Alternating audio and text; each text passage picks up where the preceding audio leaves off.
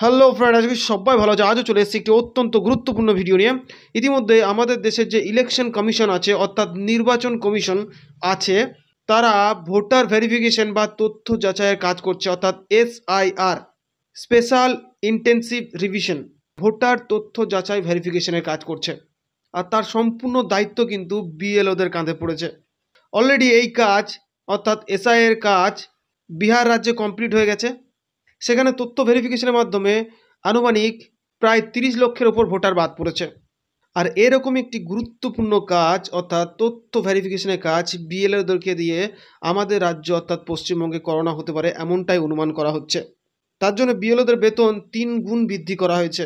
কত বেতন বৃদ্ধি করা হয়েছে, কবে থেকে এই নতুন বেতন লাগু করা হবে, সেই সঙ্গে যারা সুপারভাইজার আছে, যারা ইলেকশনের দায়িত্বে থাকবে, তাদের বেতন কত বৃদ্ধি করা হয়েছে, এরকম হাজারো প্রশ্ন নিয়ে আজকের ভিডিওতে আলোচনা করব। তার আগে ছোট্ট একটি অনুরোধ করব, যদি চ্যানেলটিতে নতুন হয়ে থাকে অবশ্যই চ্যানেলটি সাবস্ক্রাইব করবে, আর যদি ফেসবুকের মাধ্যমে দেখছো তাহলে প্লিজ পেজটিকে ফলো করে পাশে থাকবে। তো বন্ধুরা, ভিডিও শুরুতেই যেটি বলে রাখবো, আজকের ভিডিওতে মূলত আলোচনা করব যে সকল BLOরা আছে যারা গ্রাউন্ড লেভেলে একদম ডোর টু ডোর গিয়ে কাজ করে থাকে, তাদের বেতন বৃদ্ধি করেছে নির্বাচন কমিশন। আসুন দেখে নিই তাদের কাজের পরিপ্রেক্ষিতে, যেটি তাদের বহুদিনের দাবি ছিল। যে সকল পার্মানেন্ট স্টাফরা এই কাজের সাথে যুক্ত রয়েছে, তাদের বহুদিনের দাবি ছিল ইলেকশন কমিশনের অর্থাৎ BLOর কাজের দায়িত্ব দিলে তাদের বেতন বৃদ্ধি করতে হবে। সেই বেতন সংক্রান্ত কাজেরই আজকে আলোচনা করব। আসুন দেখে নিই কি বলছে। বাংলায় বুথের সংখ্যা 80,681টি। বুথ পিছু 1200 ভোটার রাখার নির্দেশ দিয়েছে কমিশন।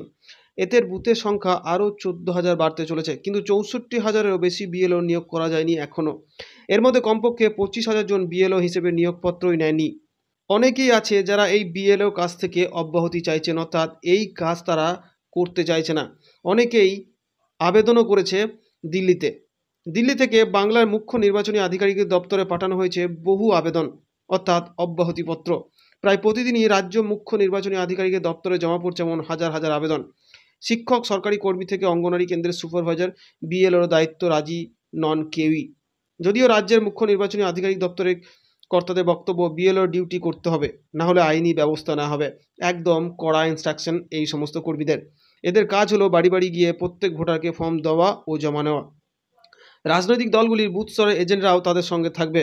যে সকল ERO আছে তারা শুনানি করবেন, প্রয়োজনে সরজমিনে তদন্ত করবেন। কর্তারা মনে করছেন BLOদের কাজ নিয়ে ভুল বার্তা দেওয়া হচ্ছে বলেই দেখা দিয়েছে অনীহা। কিন্তু যেটি সবথেকে গুরুত্বপূর্ণ বিষয় ভাবিয়েছে আধিকারিকদের, সেটি হচ্ছে বেতন কাঠামো, অর্থাৎ যে ভাতাটি দেওয়া হয়ে থাকে এই কর্মীদের, তা অত্যন্ত কম বলেই মনে করছে। তার জন্যই অতি দ্রুত এই বেতন বৃদ্ধি করা হয়েছে। কত বেতন আসুন দেখে নিই। বুথ লেভেল অফিসার ও BLOদের ভাতা দ্বিগুণ করল নির্বাচন কমিশন। বছরে 6,000 থেকে ভাতা বাড়িয়ে 12,000 টাকা করেছে কমিশন। BLO সুপারভাইজারের ক্ষেত্রে তা 12,000 থেকে বেড়ে হয়েছে 18,000 টাকা। এবারে সারের ডিউটির জন্য অতিরিক্ত 2,000 টাকা দেওয়া হবে BLOদের। কিন্তু তারপরেও বাড়ি বাড়ি গিয়ে বিশেষ ভোটার তালিকা সংশোধন বা সারের কাজে পর্যাপ্ত BLO পাওয়া যাবে কিনা সে প্রশ্ন থেকেই যাচ্ছে। এমনিতেই সার নিয়ে রাজনৈতিক বিতর্ক চলছে। অর্থাৎ সার হচ্ছে SIR, যেটি আগেই বললাম, স্পেশাল ইন্টেন্সিভ রিভিশন, ভোটার তথ্য যাচাই ভেরিফিকেশনের কাজ, যেটি বিহার রাজ্যে অলরেডি হয়ে গেছে, আমাদের রাজ্যেও হওয়ার অনুমান করা যাচ্ছে। সেটি কিভাবে হবে সেটি আগামী ভিডিওতে অবশ্যই আলোচনা করব। তার জন্য কী কী দস্তাবেজ অর্থাৎ প্রমাণপত্র রাখতে হবে, সেই সঙ্গে যদি এই সমস্ত প্রমাণপত্র যেগুলোর কথা বলবো সেগুলো যদি না থাকে তাহলে কি করতে হবে, এই সমস্ত কিছু যদি না থাকে তাহলে কি নাগরিকত্ব অর্থাৎ ভারতের যে নাগরিকত্ব সেটি চলে যাবে, এরকম হাজারো প্রশ্ন নিয়ে আগামী ভিডিওতে আলোচনা করব। তার আগে প্রতিবারের মতো এবারও BLO সংক্রান্ত একটি গুরুত্বপূর্ণ তথ্য আজকের ভিডিওতে তুলে ধরলাম। এরপর যদি আরও কিছু জিজ্ঞাসা থেকে থাকে অবশ্যই তোমরা আমার অফিসিয়াল হোয়াটসঅ্যাপ গ্রুপের লিঙ্ক ডিসক্রিপশন বক্সে দেওয়া থাকবে, সেখানে জয়েন হয়ে সরাসরি প্রশ্ন করতে পারবে।